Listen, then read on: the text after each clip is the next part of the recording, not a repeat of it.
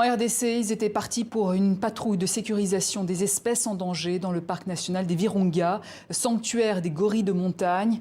Mais voilà, 6 éco-gardes ont été tués dans une embuscade tendue par les hommes armés présumés Maï-Maï. Reportage sur place d'Amani Alimassi, récit Laure de Matos avec Lionel Bellon. Les cercueils rejoignent Goma et le QG de l'Institut congolais pour la conservation de la nature, l'ICCN, le corps auquel les éco-gardes appartenaient.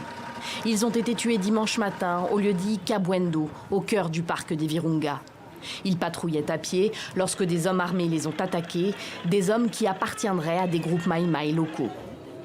Les responsables de l'ICCN n'ont pas souhaité s'exprimer.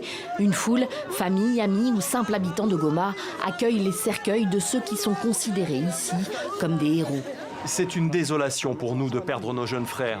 Nous demandons au président de la République et à toutes les autorités qu'ils réfléchissent à la manière de renforcer la sécurité dans nos réserves naturelles. On ne veut plus compter nos morts tous les jours.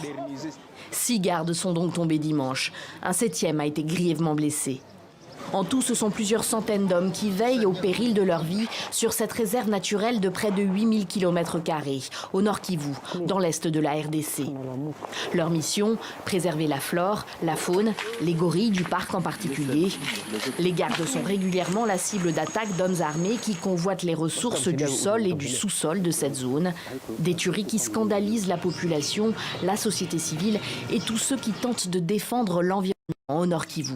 Je crois que c'est un message qu'ils sont en train de lancer au président de la République, comme quoi le président a lancé le mot d'ordre qu'il faut lutter contre l'impunité. Et comme tous les éco-gardes qui ont été déjà tués, il n'y a jamais eu de justice. On ne peut pas prétendre vouloir protéger l'environnement sans protéger ceux qui se battent pour cet environnement.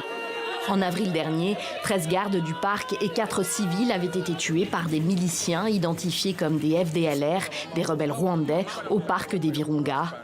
En tout, ces dernières années, au moins 200 gardes ont été tués dans l'exercice de leurs fonctions.